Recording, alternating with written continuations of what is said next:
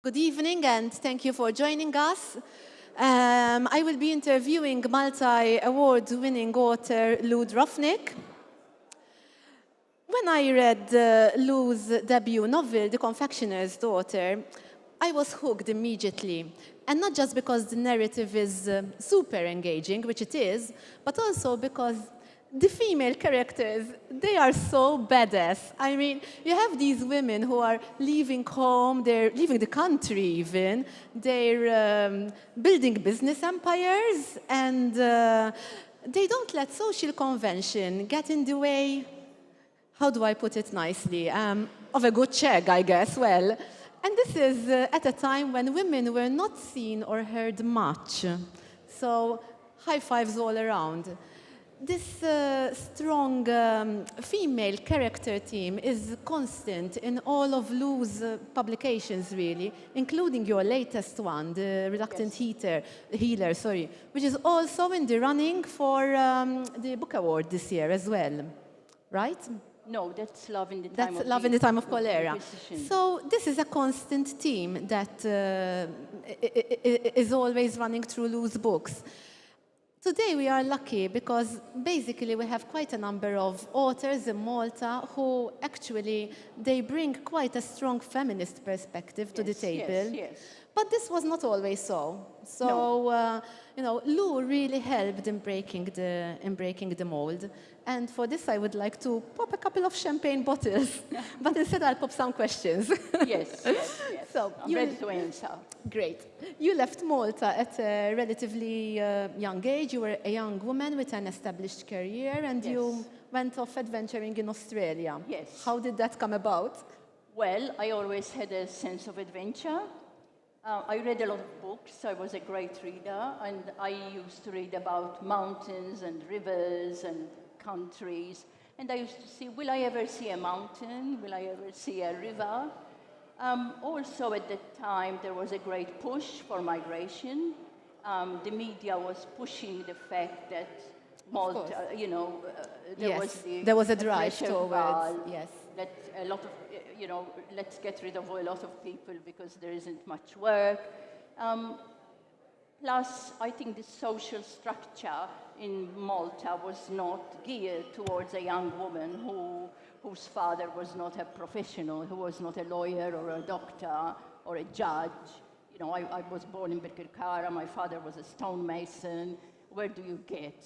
What do you get? In fact, I wondered whether you consider that you've had a typical upbringing and whether it contributed in any way to your decision. Yes, I had a typical upbringing. I had a typical Birkirkara upbringing. I went to Broward Street School. Then I had wonderful teachers. They loved literature. They loved teaching. Teaching was a vocation for them. They loved the children. And you loved it as well when you loved school. I loved school. I started reading when I was 4. My grandfather taught me how to read. And I read everything that I could lay my hands on. Yes, and school opened the world for me. Literature opened the world for me. But it also showed me how disadvantaged I was as a woman growing up in Birkirkara. You needed to find out more, basically. Yes, I really wanted to find my identity and make my way through life in my own way. I didn't want to make my life depending on what my father did. Because I thought I will never have a hope here. But were you scared? I mean, it wasn't quite the norm, even though there was a big drive. No, it was a great adventure. It was wonderful. It gave me wings. I used to hear my mother saying, if I were a man, I would have wings. And I said, do men have wings? And why can't women and my father was very skinny, so his shoulder bones always stuck out. And I said, that's why men have wings. And I don't have wings because I'm a woman. And that used to irritate me, that I'm a woman and I don't have wings. So you did something about it? I did something about it, yes. What do you remember of your journey? I mean, it must have been quite, in some ways, a shock to the system, leaving a relatively sheltered life in Birkirkara, and suddenly you're off on this great adventure on board. How was it? Well, we went by plane. You went by plane, We okay. went by plane. It took us 3 days to get to Australia. Still? We stopped in Lebanon, we stopped in India, we stopped in Darwin, and then we went to Melbourne. I was very excited. I was 21, I was gorgeous, Exactly. you know. Exactly. And I loved it's like the world opening up, yes, really. the world was, you know, my oyster was opening up. Yeah. It was wonderful. I had a wonderful sense of freedom, even though I'd never stepped off the mark. I didn't do things that I wouldn't do in Malta, you know, even though I had a lot of independence there. I think I carried my moral values with me, and like I didn't.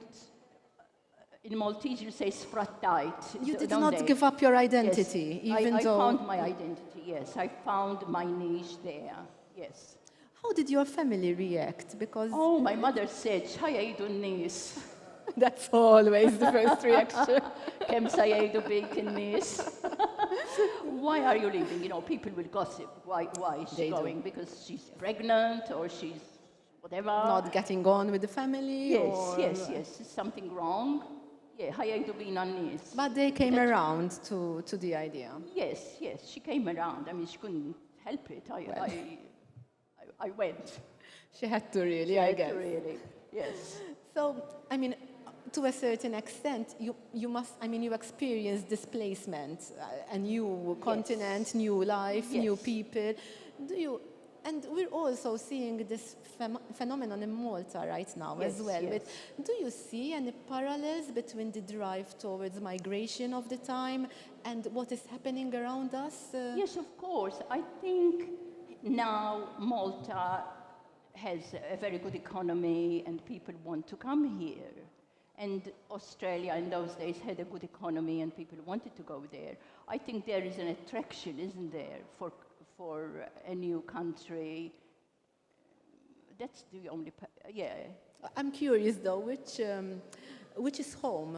Is it Malta? Is it Australia? Is it Home. both? Well, home is where my children are and where my grandchildren are. Home is Australia. I've been there 56 years.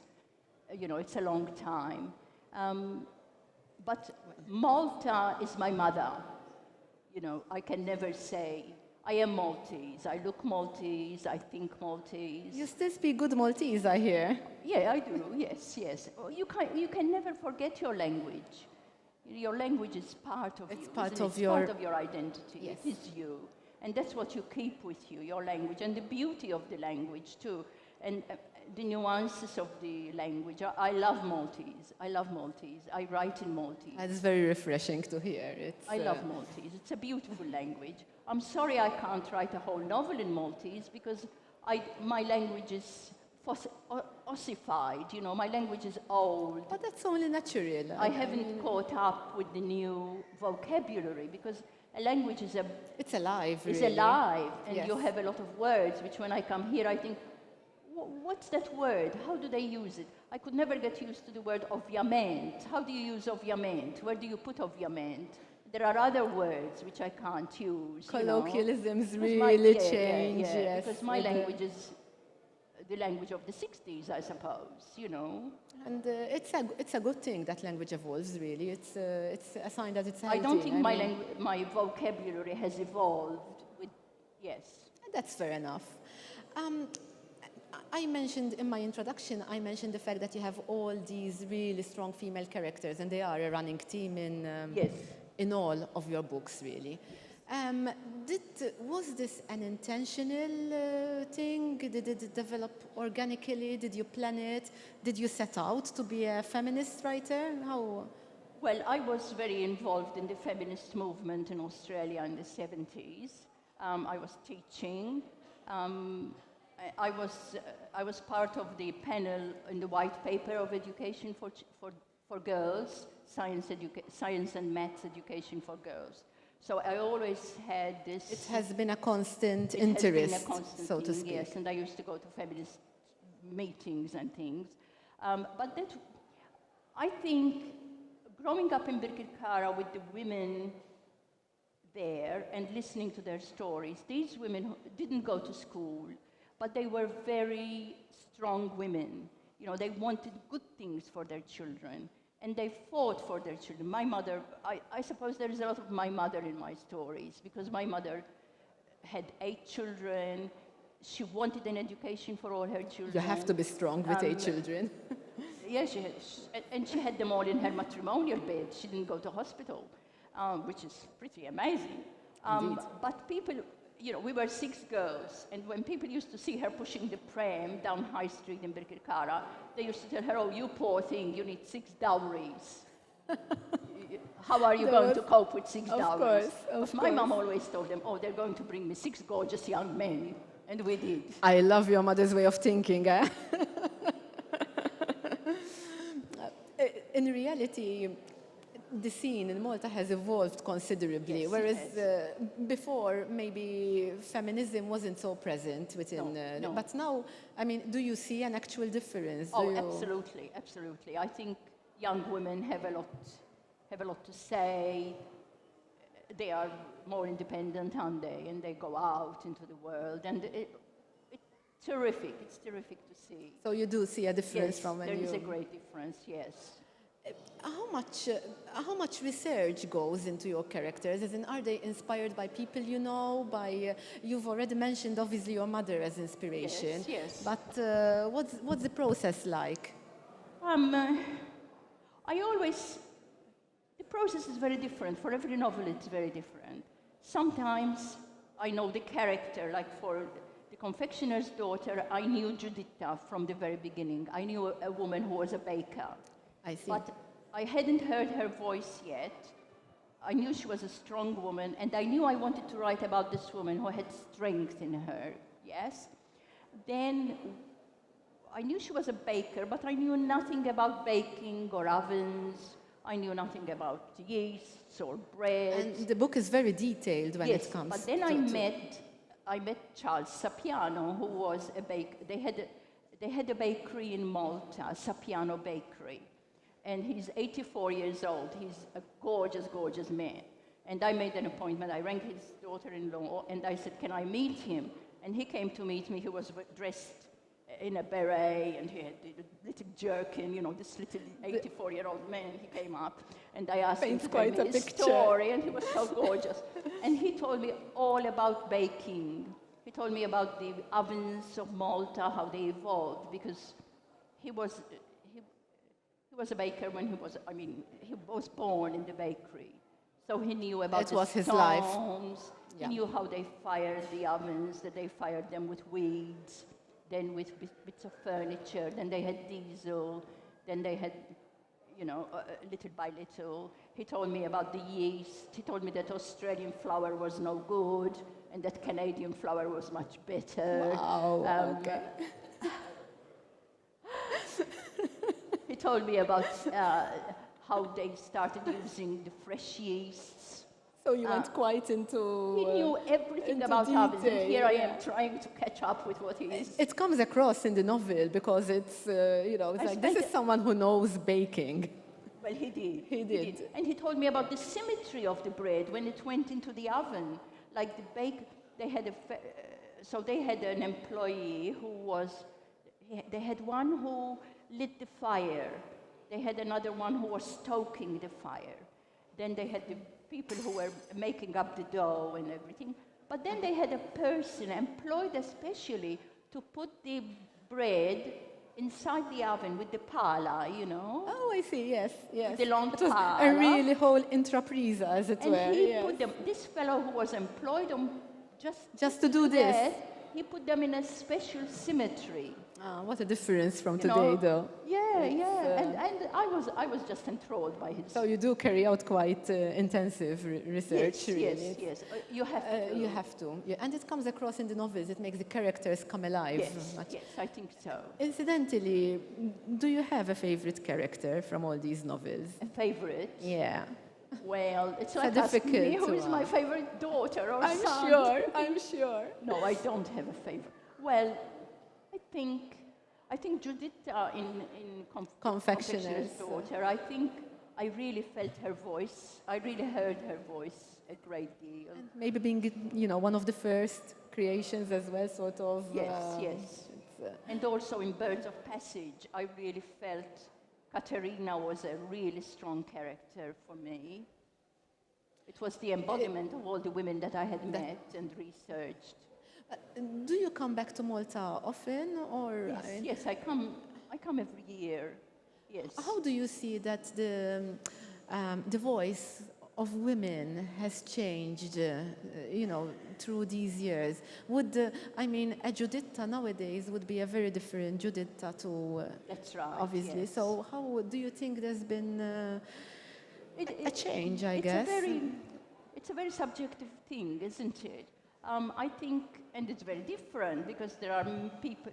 I've met women who are very fearful and women who are very strong. I think on the whole, yes, women have changed, especially your generation. You're much stronger, you go out there and you get what you want. So we do have it a bit better, hopefully. Yes. Okay, on to Gozo. One of your books, The Reluctant Healer, Yes. is based in Gozo, which, is quite... What inspired you to go to the sister island rather than... Well, I stayed in Gozo for a while. I was in Gozo for a couple of weeks at a time. And I think Gozo pulled... I felt this, and when I went to Tapinu Church especially, I felt a certain energy in that church. When I walked in, I was praying for my grandson, for my grandchildren, especially we have a grandson, and we were praying for him for a medicine to come through for his treatment. And I felt a certain peace in that church. I'm not a churchy person, I don't go to church. But I felt a certain, and also the women around me who I met in Gozo had a different spirituality to the Maltese women. I don't know why, but I felt this certain, they have a deep spirituality which fascinated me. It struck me that they are much more spiritual. In fact, it's one of the most prominent elements of the book, because usually we haven't seen the strong element of spirituality in your other novels. No, so this no. was a surprise in certain aspects. Surprised me too. Yeah? It was based on a personal sort of revelation, if you will. Right, yes. It was like an epiphany to me to meet women who have this kind of connection with God and the connection with prayer and the connection with the Virgin Mary, which I had lost. In Australia, I've lost completely, But does it give you a certain sense of, do you find maybe a contradiction in the spirituality aspect and the need for women to make their voices heard, in some ways? No, I don't think so. I think because there's an inner strength, isn't there? And I think a certain spirituality gives you an inner strength. I'm not talking about belief in what the priests say. I'm not talking about that. Not necessarily structured I'm talking religion. about the inner strength that you have. And I think an inner strength gives you an outer strength, doesn't it? And in fact, the main character in The Reluctant Healer yes. really embodies this, yes, what you are saying here. Yes. Okay. What about your latest book? How have you seen your writing, your characters, your stories evolve, since you started with Giuditta and moved along the years? How they evolve. I'm sure there've been changes to the essence of these strong female characters. Yes, I think my beginning books were tinged with nostalgia, because of course I had left Malta. I was very nostalgic for the place. I had a strong sense of displacement too, and I think that came in the characters of my beginning novels. The sense of displacement, of dislocation, of finding themselves. But I think as I became a more mature writer, I think my characters became more independent and self-sufficient. Your family in Australia, how familiar are they with Malta? I mean, do they identify with these women? Are they aware of the heritage, the nostalgic element? How does it work out? My daughter is here in the audience, so I think my children feel very much Australian. They are Australians. Yes, having lived all their life there, it's very Yes, understandable. yes. Yeah. I don't think they identify with Malta very much or with Slovenia because my children have a hybrid identity. Of course. They're Slovenes, Of course. Maltese, but they are really Australians. And I think they don't read my books. Thank goodness. Children. And Go my figure. husband, yes. No, one of the things that really struck me most about your novels also is the fact that they speak directly to Maltese women. Yes. A Maltese woman will instantly identify with what you are writing. Yes. And hence, I wondered how someone who is, maybe Maltese ancestry, but not necessarily with all the, treatments of the Maltese lifestyle and whatever, how they would react to these characters. Well, I have a very big readership in Australia, and they love my books. My books sell out in Australia straight away. And they know it, now they know it. They never knew anything about Maltese culture. And now they all say, oh, we have to go to Malta. I told one girl, I said, the Minister of Travel here should give me a bonus because so many Australian women have come here. We will second that to get you here. They want to see Malta. Yeah, Australian people love my books, but my children don't read them because my voice is too strong. And it scares them? Well, maybe. Yes. But it's also interesting because despite this very strong Maltese identity or what you will, they are also very universal feminine characters. So you will understand the struggle of a woman trying to launch her business, trying to ignore social conventions, the people who are telling her not to love the person she loves or whatever. That's a very universal theme in reality. So I'm sure it strikes a chord with... It's not just a Maltese theme, it's a woman's theme. Or a humanity theme, men too. It's the same, And do you believe that your books appeal to some men? Because we've been talking about women here. Yes, I get more letters from men than from women. Really? Yes, I do. When Birds of Passage came out, I had a lot of mail from men who said, in Australia, because this book came out in Australia, and I had men telling me, now I understand what my mother is like. These are Maltese Australian young men. I see. And now I know.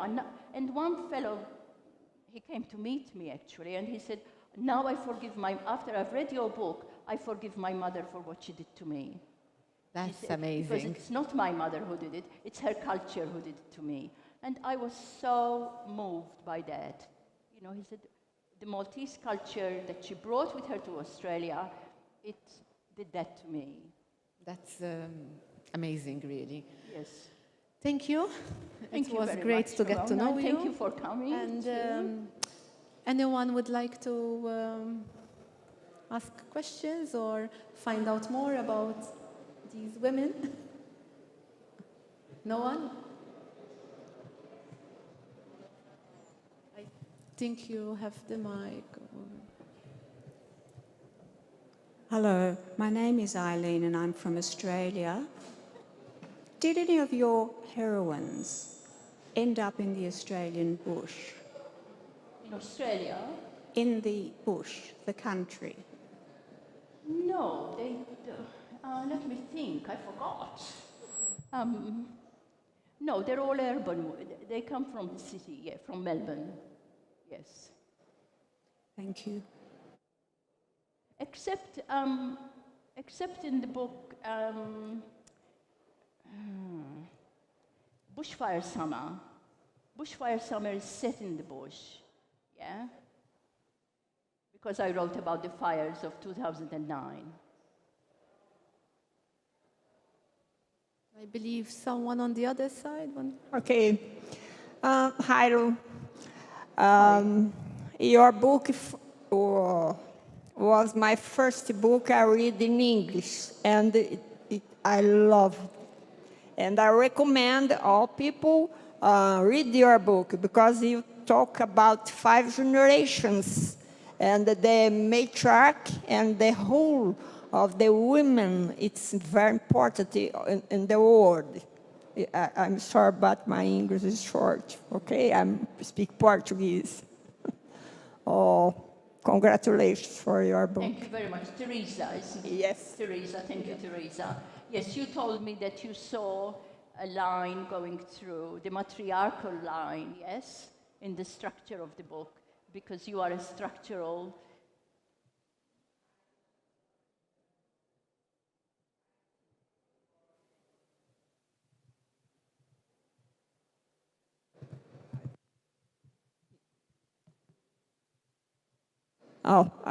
I teach scientific methodology, so I like to analyze the structure of the novel, you know? And all your book, I can't stop it. I follow, and pages. Thank you. Anyone else?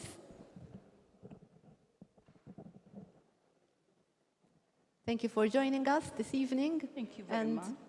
Enjoy the rest of it. Thank you, Ramona. Thank Thank you you. very much. Thank you.